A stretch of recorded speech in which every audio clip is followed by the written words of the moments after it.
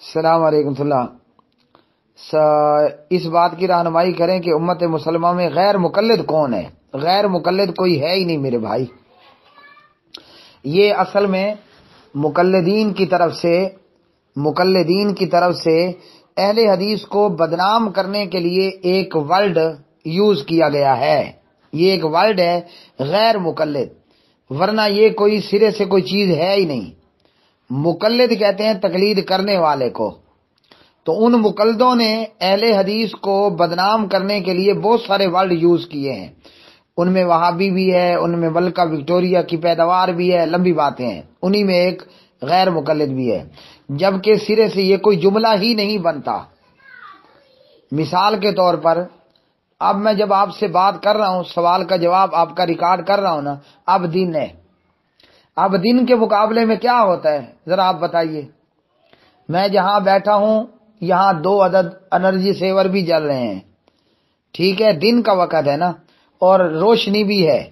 2 چیزیں میرے پاس فی الوقت ہیں، ایک یہ ہے کہ دن ہے اور ایک یہ ہے کہ روشنی ہے، اور بھی بہت ساری چیزیں ہیں بات مختصر کرنے کے لیے۔ اب دن کے مقابلے میں آپ کیا کہیں گے، کیا ہوتا ہے؟ ویسے تو چاہیے یہ کہ میں سوال یہیں پہ چھوڑ دوں آپ کے ذمہ۔ روشنی کے مقابلے میں کیا ہوتا ہے؟ چاہیے تو یہ کہ بس یہاں میں یہ جواب کٹ کر دوں۔ دن کے مقابلے میں رات ہوتی ہے نا، روشنی کے مقابلے میں اندھیرا ہوتا ہے، یہی چیز ہے نا۔ اب اگر ایک جاہل آدمی کہے دن کے مقابلے میں غیر دن، روشنی کے مقابلے میں غیر روشنی، آپ اسے کیا کہو گے؟ میں نہیں کہتا پھر کوئی ناراض نہ ہو جائے۔ دن کے مقابلے میں اگر کوئی کہے غیر دن، روشنی کے مقابلے میں کہے غیر روشنی، جو آپ نے کہنا ہے وہ آپ کہہ دینا۔ اور دن کے مقابلے میں رات کا ورڈ یوز ہوگا نا، روشنی کے مقابلے میں اندھیرے کا ورڈ یوز ہوگا، تو دن کے مقابلے میں غیر دن تو نہیں ہوتا۔ تو اس لیے میرے بھائی یہ غیر مقلد کوئی ورڈ ہے ہی نہیں۔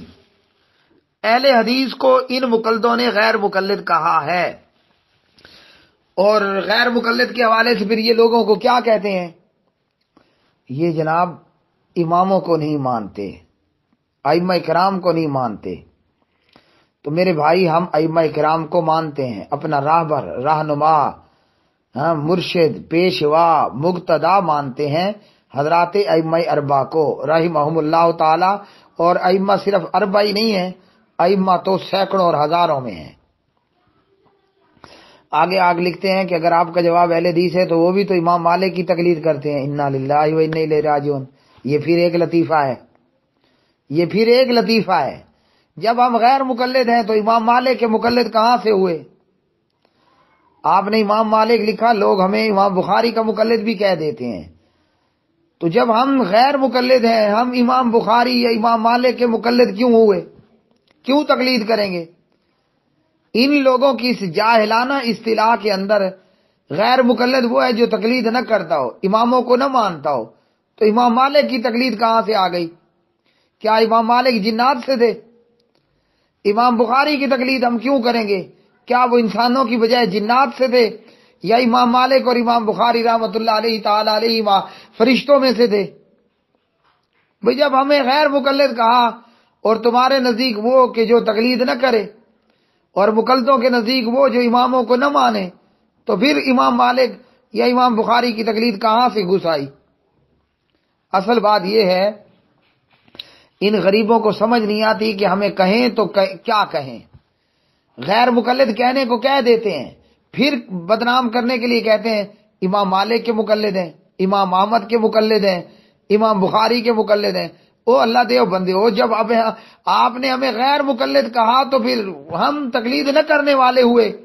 تمہاری لغت میں، حالانکہ یہ لغت کوئی الف با تا رکھنے والی ہے ہی نہیں، دن ہے تو رات ہے، روشنی ہے تو اندھیرا ہے۔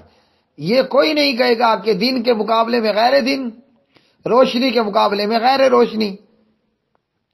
تو میرے بھائی ہم تقلید ایک کی بھی نہیں کرتے، اور مقتدا ہم سب کو مانتے ہیں، ہم مقتدی سب کے ہیں۔ امام مالک میرے مقتدا ہیں، باقی ائمہ بھی آپ ان کو بیچ میں ایڈ کر لیں۔ امام بخاری کو بھی اور مسلم کو بھی اور سب کو ایڈ کریں. یہ ہمارے مقتدا ہیں جس کی اقتدا کی گئی ہو. ہم کون ہیں؟ ہم ان کے مقتدی ہیں. ہم ان کے مقتدی ہیں لیکن تقلید نہیں کرتے. جس امام کی بات کتاب و سنت مطابق اور موافق ہو اور معاون ہو، یہ 3 ورڈ میں یوز کر رہا ہوں، یہ اپنے پاس لکھ لیں. جس امام کی رائے، جس امام کی بات، جس امام کا قول حدیث رسول صلی اللہ علیہ وسلم کے مطابق ہو، نمبر 1. حدیث رسول صلی اللہ علیہ وسلم کے موافق ہو، نمبر 2. حدیث رسول صلی اللہ علیہ وسلم کے ساتھ معاون ہو، نمبر 3. ہم اس امام کی بات لے لیتے ہیں، اور جس کی مطابق نہ ہو، موافق نہ ہو، معاون نہ ہو، اسے ہم چھوڑ دیتے ہیں. اس لیے کبھی ہم امام ابو حنیفہ کی بات لے لیتے ہیں اور امام مالک کی بات چھوڑ دیتے ہیں. کبھی ہم امام مالک کی بات لے لیتے ہیں، احمد ابن حنبل کی چھوڑ دیتے ہیں. کبھی احمد ابن حنبل کی لیتے ہیں، محمد بن ادریس کی چھوڑ دیتے ہیں. تو ہمارا جو ٹارگٹ ہے نا، ٹارگٹ جس سے ہم اہل حدیث ہیں، ہمارا ٹارگٹ ہے کتاب اللہ، سنت رسول اللہ صلی اللہ علیہ وسلم. کیا مطلب؟ مطلب کہ ہم نے اللہ کے قرآن کو لینا ہے، بھلے قرآن مجھے امام جعفر صادق کے گھر سے مل جائے رحمت اللہ علیہ. ہم کون ہیں؟ حدیث والے ہیں نا، اہل حدیث ہیں. اللہ کی حدیث کیا ہے؟ اللہ نزل احسن الحدیث. یہ الف لام میم الحمدللہ ہے، یہ قرآن اللہ کی حدیث ہے. اور نبی علیہ الصلوۃ والسلام کی حدیث کیا ہے؟ انما الاعمال بالنیات وانما لکل امرئ ما نوی. پیغمبر کا جو فرمان ہے، سیرت ہے، سنت ہے، وہ پیغمبر کی حدیث ہے. ہم نے اللہ کی حدیث لینی ہے، ہمیں ہمارے نبی کی حدیث لینی ہے. اب میں امام جعفر کے دروازے پر بھی کھڑا ہوں گا. آپ جب دیکھیں گے نا کہ محمد اقبال امام جعفر کے دروازے پہ کھڑا ہے، وہاں سے مجھے قرآن اور حدیث مل گیا، میں سینے سے لگائے واپس آ جاؤں گا. آپ دیکھیں گے کہ محمد اقبال امام ابو حنیفہ کی جوتیاں سیدھی کر رہا ہے. آپ دیکھیں گے کہ محمد اقبال امام ابو حنیفہ کے دروازے پہ کھڑا ہے. آج ان ائمہ کرام کی فقہ موجود ہے نا، تو امام کی فقہ کسی کی طرف منسوب ہے خالی، تو کسی سے واقعتاً ثابت ہے. تو ہم امام کے دروازے پر مطلب اماموں کی فقہ. آپ دیکھیں گے کہ ہم امام مالک کے دروازے پر ہیں، ہم احمد ابن حنبل کے دروازے پر ہیں، ہم محمد بن ادریس کے دروازے پر ہیں، امام شافعی رحمت اللہ علیہ مجمعین. بلکہ آپ دیکھیں گے میں امام موسیٰ کاظم کے دروازے پر بھی ہوں گا، میں امام تقی اور امام نقی کے دروازے پر بھی ہوں گا، میں امام حسن اور امام حسین اور امام علی علیہ السلام کے دروازے پر بھی کھڑا ہوں گا. جہاں سے اہل حدیث کو قرآن پاک ملے گا، محمد الرسول اللہ صلی اللہ علیہ وسلم کا فرمان ملے گا، وہ ہم لے آئیں گے. اور جہاں قرآن اور حدیث کے خلاف مل جائے گا، وہ ہمیں وہیں چھوڑ کر خالی ہاتھ واپس پلٹ آئیں گے. کیا کریں گے؟ خالی ہاتھ واپس پلٹ آئیں گے. یہ ہے اہل حدیث.